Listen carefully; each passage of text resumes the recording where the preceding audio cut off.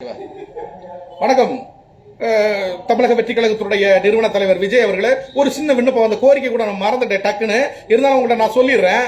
இப்போ வரக்கூடிய ஜனநாயகம் ஒரு படம் வந்து ரிலீஸ் ஆகுது, ஜனவரி மாசம் ரிலீஸ் ஆகுதுன்னு நினைக்கிறேன்.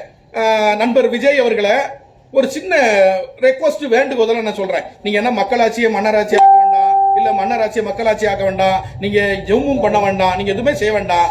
வரக்கூடிய ஜனநாயக அந்த படம் வருது பாத்தீங்களா, உங்க ரசிகர், வேற யாரையுமே சொல்லல, உங்க ரசிகரையாவது 200 ரூபாய் டிக்கெட்டுக்கு உங்க ரசிகரை பார்க்க வைக்க முடியுமா உங்களால?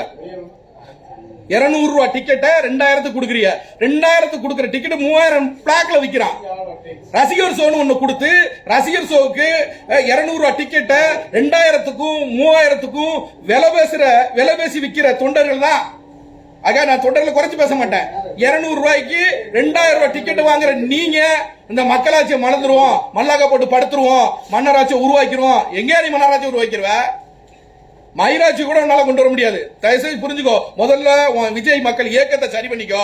உன் தொண்டர்கள் மத்தியில நீங்க இந்த கொள்ளடிக்கிறேன்னு சொல்றீங்களா, ஊழல் பண்றேன்னு சொல்றீங்களா, 200 ரூபாய் டிக்கெட்டை தமிழக அரசினுடைய விதிகளின்படி, தமிழக அரசினுடைய அரசு விதியின்படி, சினிமா துறையினுடைய விதிப்படி அந்த 200 ரூபாய் டிக்கெட்டை நீங்க ஜனநாயகப்படி அத்தனை மக்களுக்கும், தமிழ்நாட்டில் இருக்கக்கூடிய மக்கள் மட்டுமல்ல உலக மக்களுக்கெல்லாம் அந்தந்த தமிழக அரசினுடைய விதிப்படி நீங்க டிக்கெட்டை விநியோகம் பண்ண சொல்லுங்க.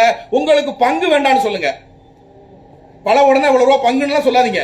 இவனா உங்க ஜனநாயகத்தை நாங்க அதுல பாத்துறோம். உங்க லட்சணம் என்னன்னு ஒட்டுமொத்த டிக்கெட்டை நீங்க 200 டிக்கெட் 2000 3000 வித்து அதை ஏதோ தாலி அடமானம் வச்சோ இல்ல வீட்டுல இருக்க கூசா அடமானம் வச்சோ அந்த படத்துக்கு நாயை விட கேவலமா நடு ரோட்ல அடிச்சுக்கிட்டு உயிரை மாச்சுக்கிட்டு பால விஷயம் பண்ணிக்கிட்டு தொண்டை முருகத்தை அணைஞ்சுக்கிட்டு இருக்கான். அதை கட்டுப்படுத்துங்க.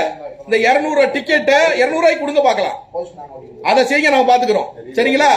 பாக்க உங்க மக்களாட்சி ஜனநாயக படம் ரிலீஸ் அப்ப உங்களை பாத்துக்கிறேன். ஓகே, நன்றி நண்பர்களே.